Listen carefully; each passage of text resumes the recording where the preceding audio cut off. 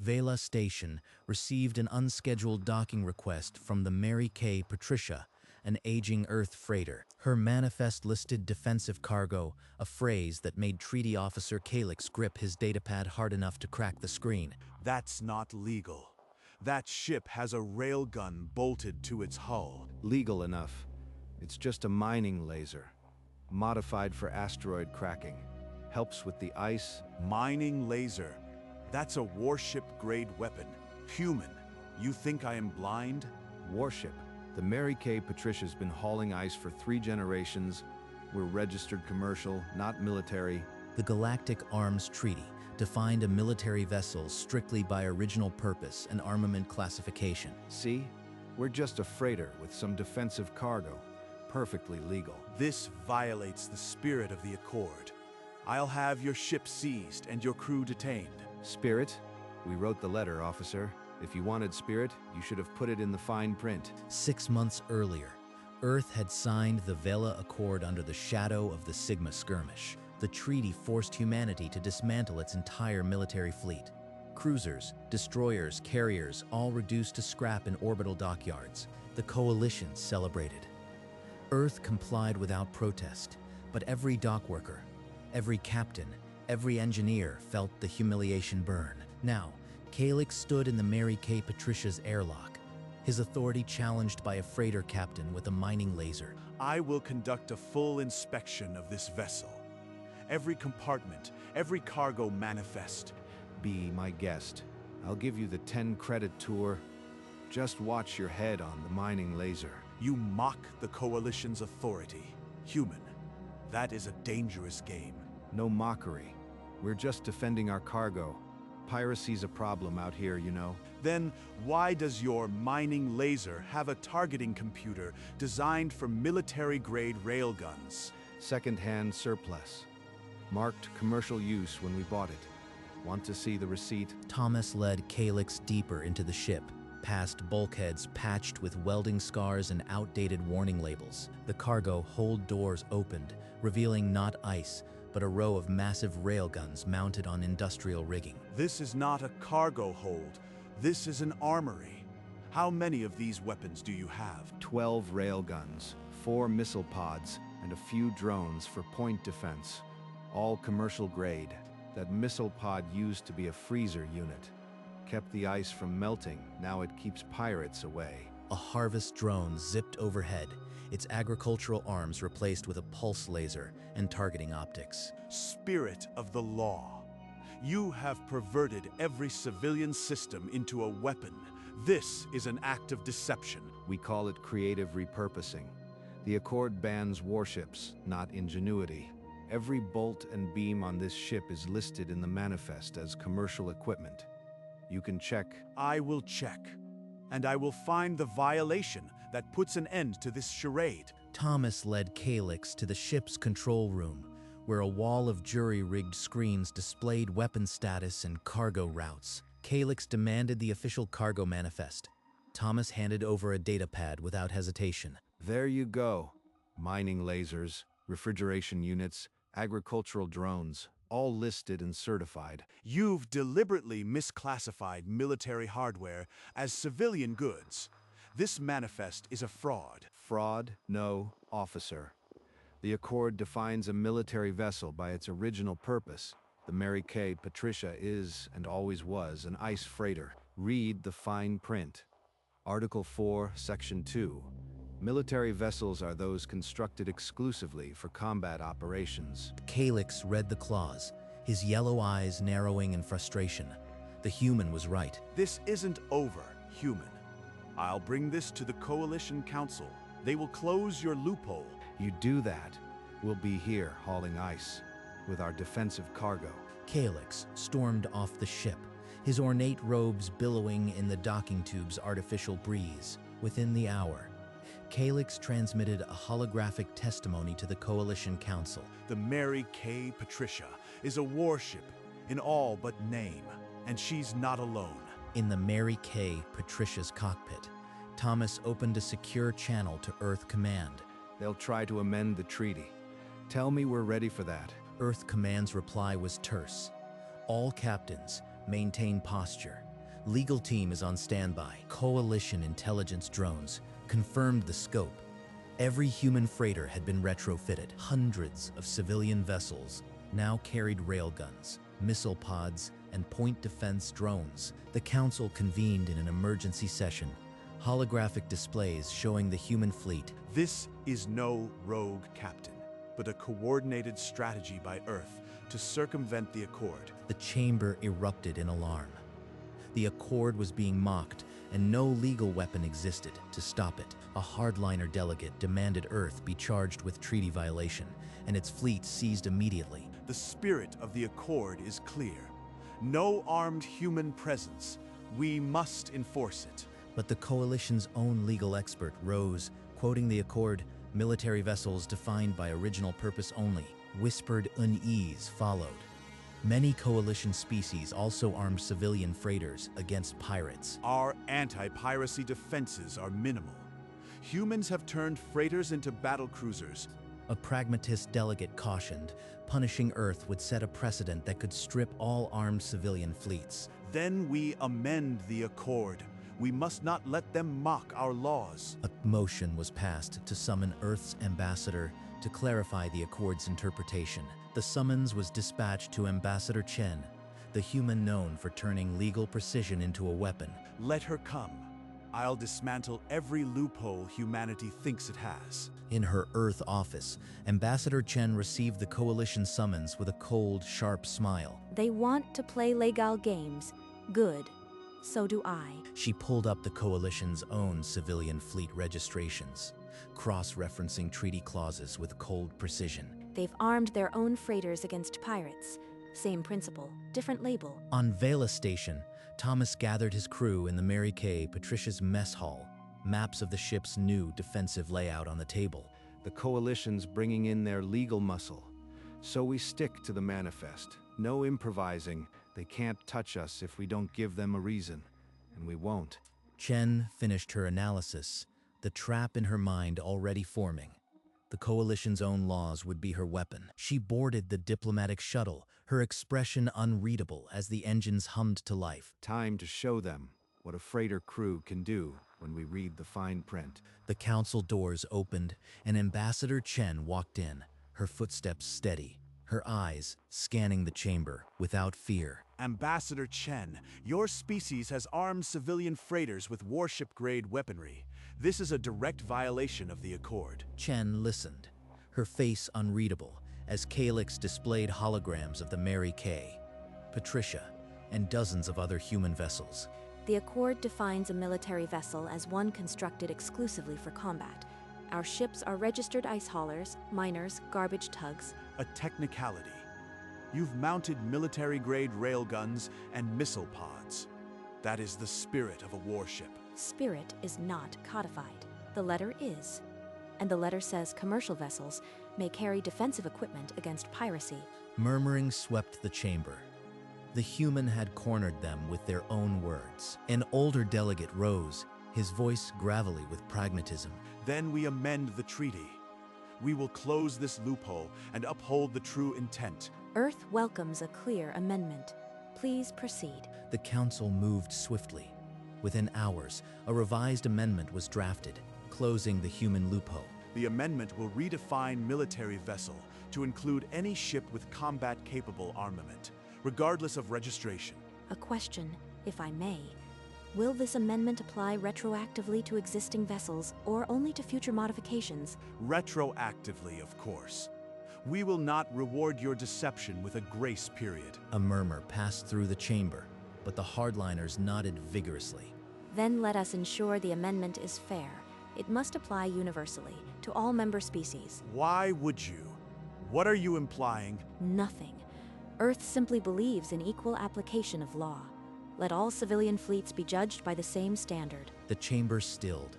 The legal team immediately began calculating the implications. The council called a recess to review the universal clause, the balance of power shifting invisibly in a sealed chamber.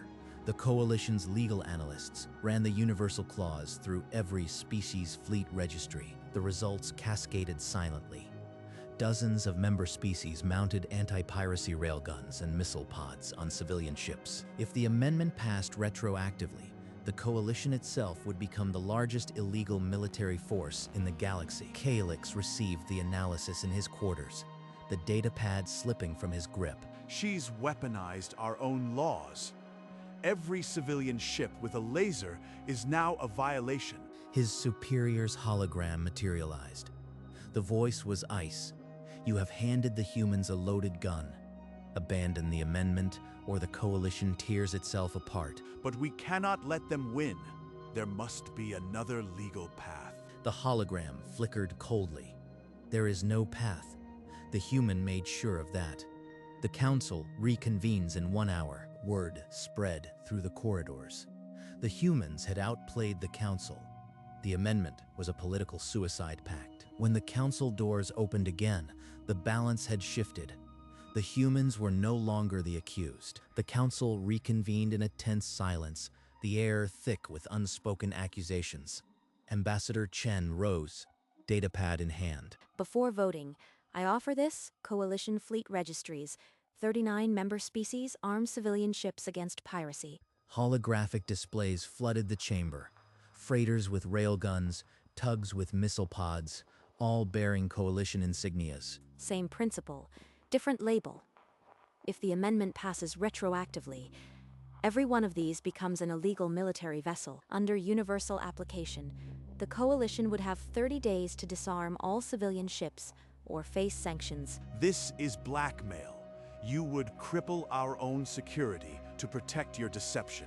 I am simply following the letter of your new law, equally, as you insisted. The chamber erupted.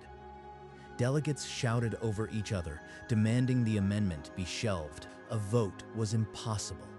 Chen had turned their legal weapon into a trap, and the coalition stood with its neck in the noose. The deadlocked session ended. Calyx cornered Ambassador Chen in a quiet corridor, stars burning beyond the window. You have made a dangerous enemy, Ambassador. The coalition can restrict Earth's trade access. Then we will trade with the fringes. They always need ice and minerals. The galaxy is not your monopoly. Or a compromise. Earth quietly stops arming its freighters. The coalition drops this matter. No one loses face. And leave our ships vulnerable to the piracy your own fleets arm against. Earth will not disarm, not while the void remains dangerous. You would risk war over this legal charade? Risk war? We are simply defending cargo. If you want conflict, it will not be one Earth starts. Calyx's jaw tightened. Behind his yellow eyes, he saw no weakness, no crack to exploit. He turned sharply, ornate robes snapping, and stormed away without another word. Chen watched him go, her expression unreadable. The coalition had no moves left. The council remained in session as the station's artificial night descended. Exhaustion etched every alien face. A hardliner called for war. Earth's loophole was an act of aggression, demanding military response. We cannot let them mock our laws. A show of force is the only language they understand. Pragmatists countered that Earth's armed freighters would inflict unacceptable losses. The stalemate favored the humans. Then we blockade their trade, choke their economy until they disarm. A trade delegate warned sanctions would collapse supply chains across half the coalition. So we surrender. The accord becomes a monument to human cunning. A pragmatist proposed shelving the amendment. The legal risk to coalition fleets was too great. Fine. Schedule the vote. Let the record show the council chose to retreat. The motion to shelve the accord was set for the next session. The humans had outmaneuvered the galaxy. Before the vote, Calyx boarded the Mary Kay Patricia one final time, finding Thomas on a catwalk overlooking the engine room. Your ambassador turned our laws against us. You've made powerful enemies today, Captain. We've always been the underdogs, officer. Now we can bite back if someone tries to kick us. This victory will be remembered. So will the consequences. The galaxy does not forgive clever defiance. Good. Maybe they'll learn to read the fine print next time. Calyx stood motionless. The human's composure, a sharper defeat than any council vote. The council will shelve the accord. You have won this round, but the scrutiny will never end. Scrutiny's fine. We've got nothing to hide. Just a freighter with some defensive cargo. Calyx turned sharply, his ornate robes sweeping the catwalk's metal grating, and descended without looking back. Thomas remained on the catwalk, the hum of the engines a steady rhythm.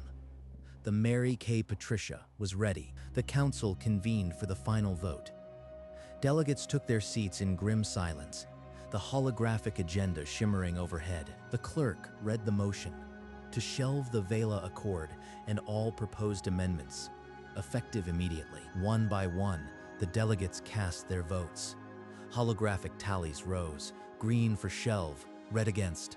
Green flooded the screen. The ceremonial gavel struck.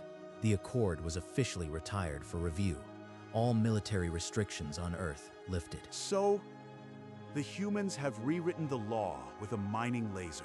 Ambassador Chen rose, her expression calm. She gave a single measured nod toward the human delegation. Across Vela Station and beyond, public screens broadcast the result. Accord shelved. The council chamber emptied slowly. Calyx remained seated, staring at the vacant podium. The humans had not fired a shot. They had simply read the fine print, and the galaxy had blinked. Less than an hour after the vote, Calyx returned to the Mary K. Patricia, the docking tube lights casting his elongated face in harsh relief. The council has shelved the accord. Your vessel is free to operate as it is. All restrictions are lifted. So I can keep my mining laser? Good. It really helps with the ice. Don't push it, human. The council's decision was not a victory for you. Didn't hear about any losses on our side. Calyx's jaw tightened, the tendons in his elongated neck standing out. He seemed about to speak, then turned on his heel. He walked away, ornate robes snapping with each step down the tube. Thomas gave a tired smirk, watching him go. Time to get back to work. Outside the viewport, the battered orange hull of the Mary K. Patricia gleamed, her massive black railgun catching the distant starlight like a silent, unassailable promise. In the cargo hold, beyond the row of railguns, a sealed alloy crate sat under a solitary work light. Its label read Heavy Mining Laser, Model X-7. Crew, gather round.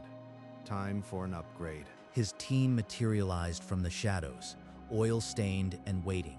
The Accord's dead, so open her up. We're mounting a bigger mining laser. A crowbar hissed as the crate split open, revealing a railgun barrel twice the circumference of their current model. Now that's what I call defensive cargo. Thomas ran a calloused hand along the cold metal, then reached for his wrench. Same plan as before, just with more punch. Let's get to it. He started humming an old off-key tune as the crew cranked winches and lined up the mounting brackets. Within minutes, the cargo hold filled with the sound of welding and the promise of superior firepower. A winch groaned overhead as the crew guided the massive new barrel into position, its shadow swallowing the old railgun. Sparks cascaded in amber waterfalls as they bolted the weapon into the reinforced spine mount with heavy impact wrenches. That'll make the ice think twice before cracking. Where the previous railgun had been a threat, this one was a declaration no one could ignore. The targeting computer finished its calibration sequence, the barrel humming with restrained destructive power. A test slug obliterated a derelict asteroid in the test range, the flash illuminating the cargo bay. Defensive cargo, right? Exterior cameras showed the Mary K. Patricia, her orange hull now dominated by the massive new railgun. What had been a freighter now looked like a predator, wearing a workman's jacket, ready to bite. The crew stood back, their faces lit by the glow of a job well done. Their defensive cargo was ready for anything. Ambassador Chen sent a fleet-wide message. Accord shelved. Resume operations. Maintain defensive posture. She left the council chamber, the press drones buzzing around her like gnats, her smile faint but unmistakable. Calyx stood at a viewport in a quiet corridor, staring at the distant hull of the Mary K. Patricia. They didn't break the law. They simply read it better than we did. The message appeared on consoles across Earth's fleet, from ice haulers to garbage tugs. A quiet vindication. Shen's footsteps echoed in the empty corridor.